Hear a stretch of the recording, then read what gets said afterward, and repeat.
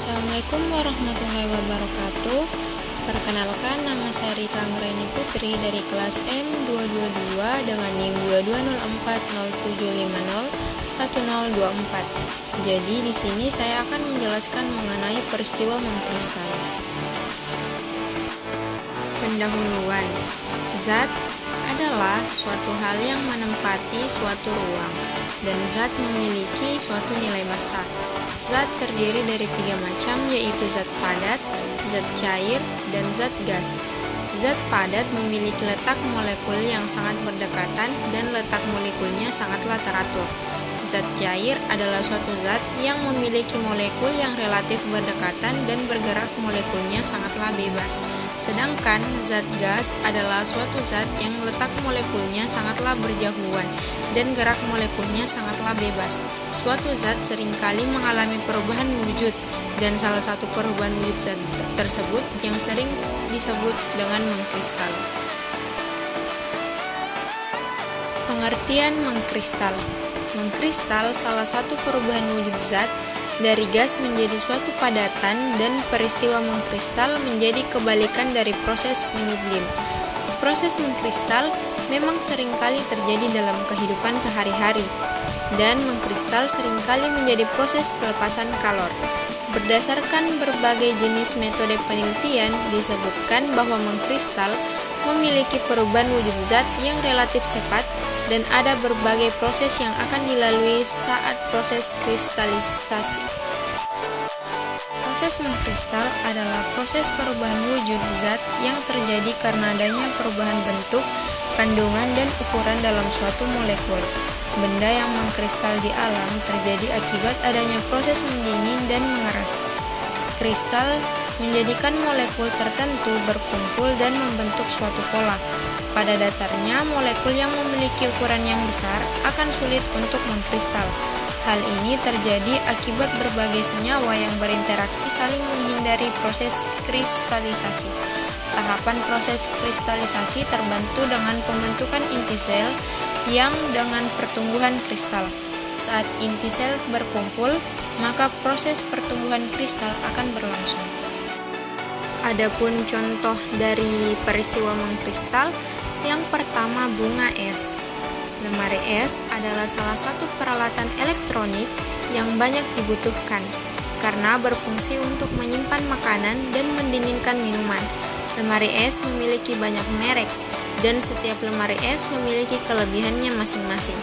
Lemari es selalu dijual dengan harga yang variatif, dan makanan yang disimpan di lemari es akan tahan dalam waktu yang lama. Bunga es seringkali menempel di dinding lemari es akibat adanya pembekuan yang terlalu lama, dan bunga es membuat lemari es menjadi lebih berat.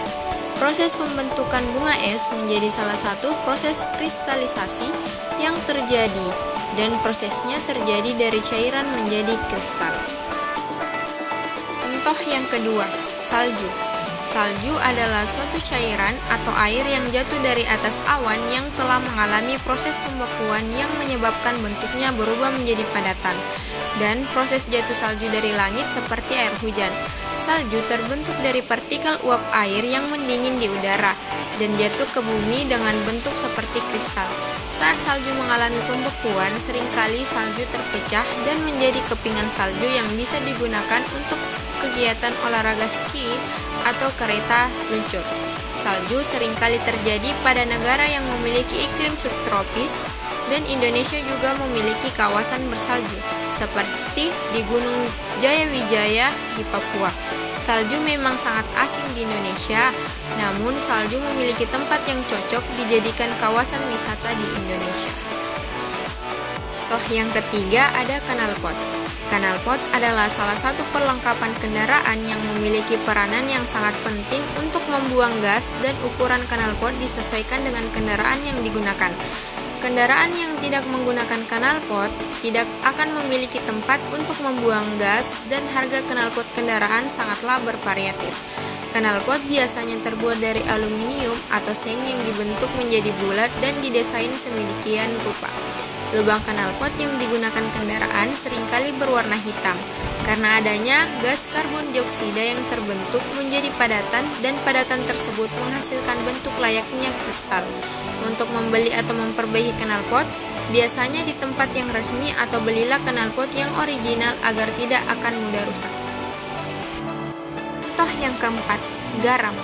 Garam adalah salah satu bumbu masak yang sangat dibutuhkan dan dibentuk dengan berbagai macam variasi, ada yang dibentuk kotak ataupun bulat. Garam akan membuat makanan menjadi asin, dan berbagai masakan sejatinya membutuhkan taburan garam. Harga garam dijual dengan bervariasi dan garam selalu dibutuhkan oleh perusahaan makanan untuk menciptakan rasa asin di makanannya. Proses pembuatan garam dilakukan dengan melalui proses kristalisasi, dan garam terbentuk dari cairan yang dipadatkan menjadi seperti kristal. Garam tidak bisa dikonsumsi tanpa dicampurkan dengan makanan lain, karena rasanya akan sangat asin dan tidak baik untuk kesehatan. Gunakanlah garam dengan secukupnya, karena bila digunakan berlebihan akan berbahaya bagi kesehatan dan bisa menimbulkan berbagai penyakit yang berbahaya. Gula pasir. Gula pasir adalah salah satu bahan minuman atau masakan yang akan menimbulkan rasa manis, dan gula pasir bentuknya seperti kristal-kristal kecil. Gula memang menjadi sumber energi bagi manusia dan kegiatan atau aktivitas sehari-hari bisa berjalan dengan baik akibat adanya energi yang dihasilkan gula. Gula menjadi komoditi perdagangan utama di Indonesia, dan gula paling banyak diperjualbelikan dalam bentuk kristal kecil. Minuman yang biasanya ditambahkan gula pasir sebagai pemanisnya adalah kopi, dan rasa kopi menjadi sangat nikmat jika disajikan dengan gula yang secukupnya. Konsumsi gula tidak boleh berlebihan, karena bisa membahayakan kesehatan. Kini bagi penderita diabetes banyak gula yang dibuat khusus, dan gula jenis ini aman dikonsumsi untuk penderita diabetes. Contoh yang terakhir, vetsin atau micin. Vetsin adalah salah satu penyedap rasa yang banyak digunakan oleh ibu rumah tangga untuk membuat rasa makanan menjadi nikmat, dan harga vetsin sangatlah murah di pasaran. Vetsin menjadi penyedap rasa yang bentuknya mengkristal, dan untuk mendapatkan vetsin bisa didapatkan di berbagai tempat. Kini tak hanya di supermarket dan minimarket saja yang menyediakan micin, karena di warung-warung kecil juga banyak disediakan dengan harga yang murah.